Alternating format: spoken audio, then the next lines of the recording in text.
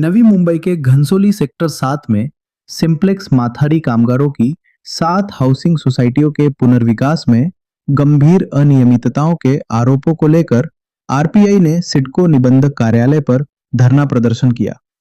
RPI जिलाध्यक्ष महेश खरे ने आरोप लगाया कि 17 एकड़ जमीन के विकास के लिए प्रबंधक ने केवल 1 लाख रुपए शुल्क जमा किया है, जिससे बड़े पैमाने पर भ्रष्टाचार की आशंका बढ़ गई है।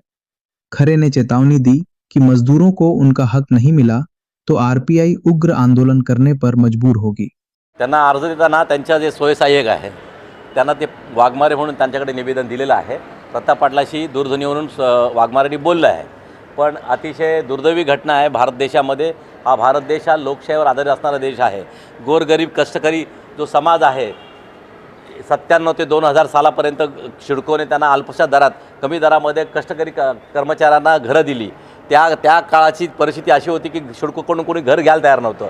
ही बिचारी कष्टकरी जंगलात जरी घर दिलं ते घर राहण्यासाठी ते आपलं जीवन जगण्यासाठी ते घर घेतलं त्यांनी, आणि आज त्याची व्हॅल्यू वाढल्यामुळे काही लोकांचे डोळे वर व्हायला लागले ते, आणि त्याची किंमत वाढल्यामुळे गोरगरिबांना कसं इथून पायवाट करायची, इथून पळवायचं कसं, अशा प्रकारचा धारणा या देशामधल्या काही नतमस्तकांनी घेतलेला आहे। आणि प्रशासकीय अधिकारी आणि मंत्री महोदय यांचा हा हस्तक्षेप असल्याशिवाय हा प्रकार होणारच नाही, कारण गरिबांवर अन्याय होईल त्यावेळेस रिपब्लिकन पक्ष पार्टी ऑफ इंडिया आपल्या अन्यायाविरुद्ध लढणारी पार्टी आहे। आणि त्यासाठी आम्ही आज निवेदन दिलं आहे उपनिबंधकाला की जे मुद्दे दिलेले त्या मुद्द्याप्रमाणे त्यांनी कामच केलं नाही उपनिबंधकांनी, आणि त्यासाठी आम्ही त्यांना आज निवेदन दिलं आहे। उद्याचा त्यांनी टाईम दिलेला आहे, कदाचित उद्या ते भेटतील हा मला माहीत नाही, पण त्यांच्या फोनवरून असं कळालं की मी उद्या त्यांना 12:30ला टाईम देतो आहे। अशा प्रकारची त्यांनी संकल्पना केली, पण मी पुढे जाऊन सांगेल की या देशामधल्या गोरगरीब कष्टकरी या देशात जगले पाहिजे, वाचले पाहिजे, प्रत्येकाने आपला न्याय मिळाला पाहिजे। हा लोकशाही देश आहे, प्रत्येक माणसाला आपला हक्क आणि अधिकार मिळाले पाहिजे।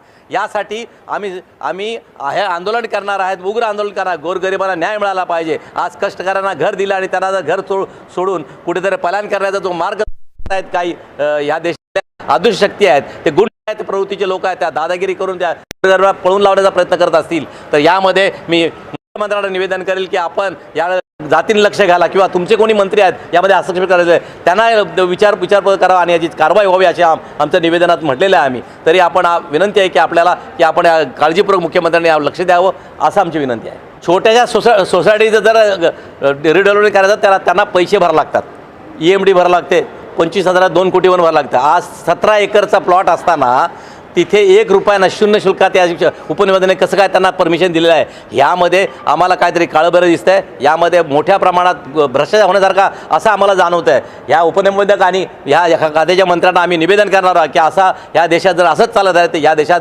गोरगरीब नष्ट होतील आणि काही लोक तुटपुंजे लोक या देशात राहतील। हा देश लोकशाहीवर चालणारा देश आहे, प्रत्येकाला समान हक्क मिळाला पाहिजे, हक्क आणि अधिकार मिळाले पाहिजे, या भावना आमच्या मनामध्ये असताना आपण आपल्या निवेदन दिलेलं आहे।